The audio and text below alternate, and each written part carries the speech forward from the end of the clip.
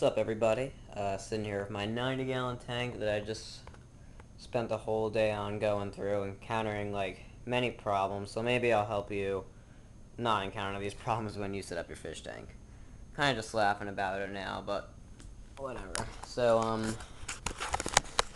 here just so far looks pretty barren until I get my plants. Everyone in my family is saying not to overload with plants because they want to be able to, see the tank. But guess what?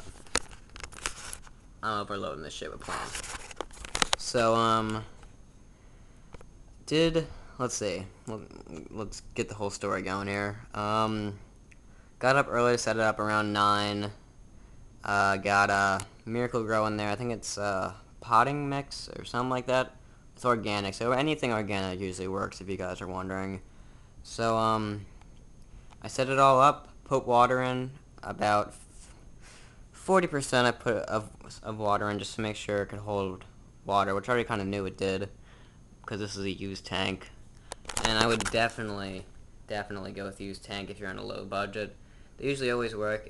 When you buy them, when you go to get one, make sure you test it before. Make sure the guy tests it before you buy it, so you make sure it holds water. Should have done that with my filter, which I'll get to later.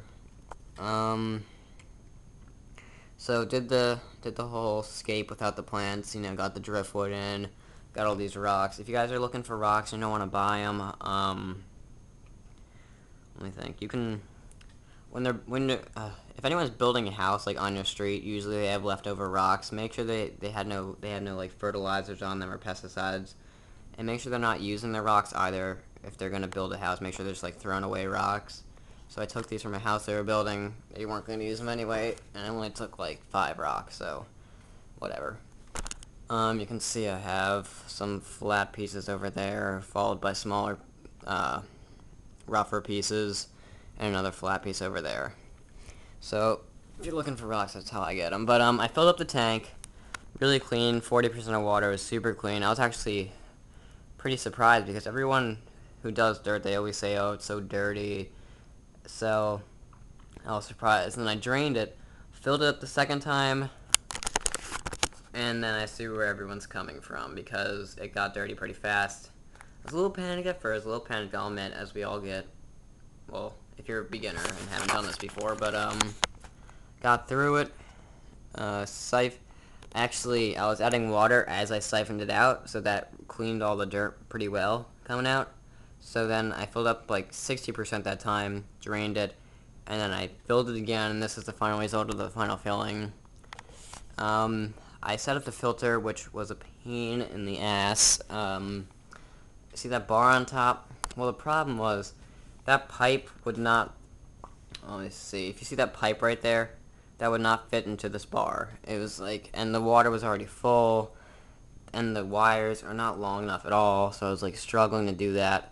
And as I was doing it, the filter was like blowing and like knocking this. It was directly aiming at the sand, which I didn't want to happen, and like blowing it around. I was kind of freaking out at that moment. And then finally, everything was said and done and fixed. And look at this chair over here, which the filter's laying on. It's like soaking wet, and I was pretty pissed. I was trying to figure out what was going wrong. I thought I fixed the problem, set everything up again. And guess what? It leaked again. Surprise, surprise. It's still leaking. This is the funny part. The second time it leaked, I turned it off, and I was going to tape the top off. This is actually pretty funny. Everyone specifically told me not to get water on the floor, and, I do the opposite of that. So I take the filter, I take the top, if any of you have, like, flugel filters or any canister filters, you take the top off. So I guess I took it off a little too early. I took the top off, and water came splashing out super hard, and it wouldn't stop. Like, I'm talking like full-on water that would not stop. And I just wanted to like go to sleep at that point and just let it run out because I didn't know what to do.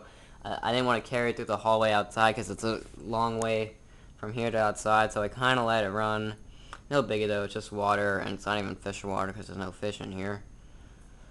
And that's all I got for you. So my advice to anyone who's, going to starting their first starter tank or whatever, make sure, well, make sure when you're filling it up,